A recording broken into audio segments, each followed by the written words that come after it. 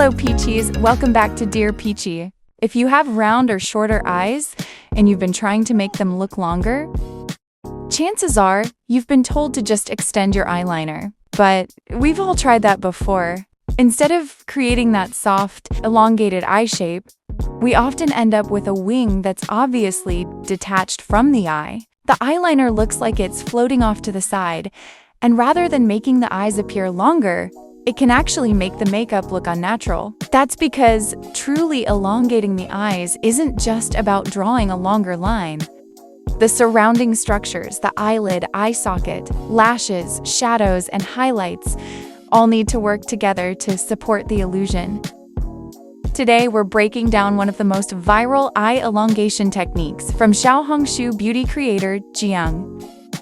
This tutorial has received over 100,000 likes, and countless followers have recreated the look and shared their results. What makes this method so popular is that it doesn't rely on having a specific eye shape.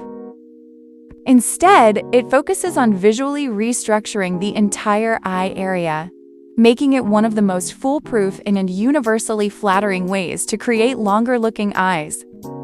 So, let's get into it. We're going to start with the base eyeliner structure. First, take any eyeshadow shade close to your skin tone and use it as the base shade. Next, fill in the eyeliner, starting from the outer half of the eye.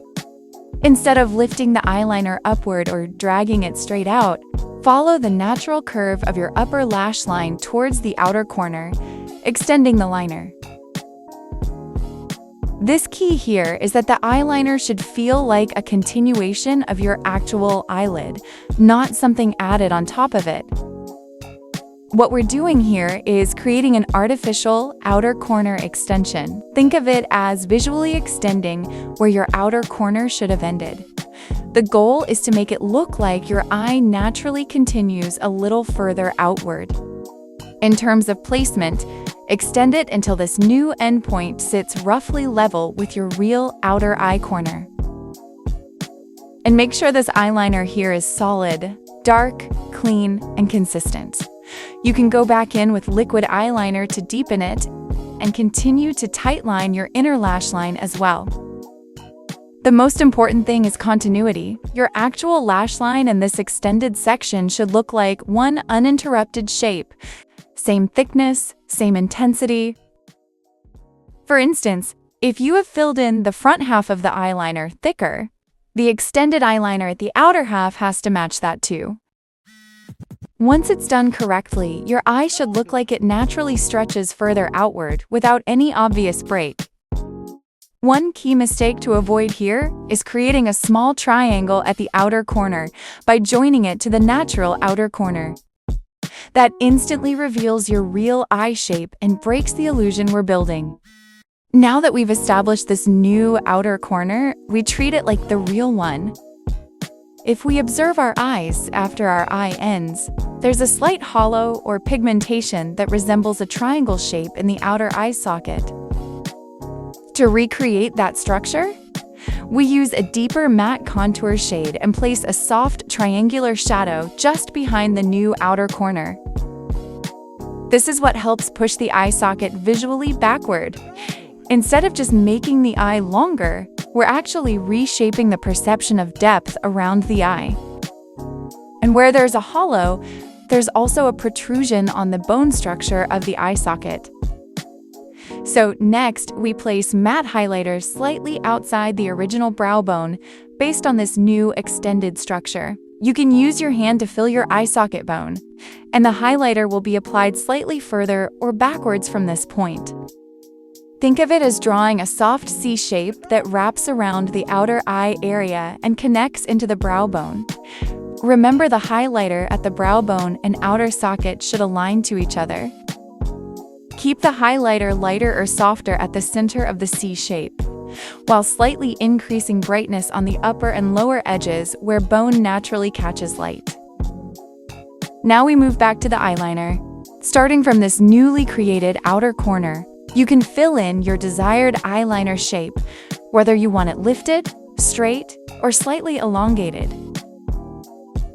The second part of the eyeliner must be softer in shade. It should be slightly lighter and more diffused so that it reads as makeup, while the first extension reads as structure. A deep brown eyeshadow works perfectly for this step. Next comes lashes. Curl your lashes first, apply mascara, then apply false lashes directly along the artificial extended eyeliner area. This step is what really sells the illusion, because it mimics how real lashes would naturally grow from this new eye shape. Curl the falsies and your lashes together so they blend well together, especially at the outer corner where lashes tend to droop. In the tutorial, 4 lash clusters are applied here. 2 clusters at the very end sit directly on the extended area, while the other 2 front clusters help to transition into your natural lashes. Once the upper structure is done, you may notice your double eyelid crease now looks too short. To fix that, softly extend the crease outward using a matte shadow, following the existing fold but continuing it slightly. However, most people's creases naturally slope downward at the outer corner. If you follow that exactly, the eye can start to look droopy. So instead, slightly flatten the end of the crease extension so the shape stays lifted. If needed, a small piece of double eyelid tape at the outer corner can help smooth everything out and create a more seamless shape. Now the upper eye is complete. Next is the lower eyelid. Instead of widening the width of the eye like traditional eye enlargement techniques, we're extending it backward to match the new outer structure. Start by curling your lower lashes, then apply mascara only to the front half, leaving the back portion bare. This is intentional because we're going to place false lashes there. Begin from the outer corner. The first lash cluster should align with the extended upper eyelid endpoint, but don't connect the falsies directly to your actual lash line. Leave a small gap. That tiny space makes everything look more natural, because real eyes don't close perfectly at the outer corner. Continue placing lash clusters along the lower lash line, following the natural curve. If your lashes are already dense in the front, you don't need much there. This technique focuses mainly on extending the outer section. By the second cluster, it should already blend into your natural lash line. Once the lashes are in place, lightly contour underneath. This helps push the lower eye structure backward as well, keeping everything consistent. At this point, you might notice your agiosal contour now looks too short or too forward. So we adjust it by extending the contour under eye fat. The highlighter is also applied to be shifted slightly backward so the brightest point aligns with the new eye shape. When everything comes together, the entire eye area looks longer, lifted, and more balanced. For wider faces, or faces with more lateral space, this technique is especially effective because it visually draws everything inward. And what makes this method so powerful is that even though the transformation is noticeable, the result still feels light, soft, and natural. With this foundation, you can still layer your own eyeshadow colors, shimmer, or glitter on top. What the dog doing? This is just the framework. Once you understand the structure, you can adjust it to suit your own eye shape. Will you guys recreate this eye look too? Let us know in the comments. Thank you so much for watching.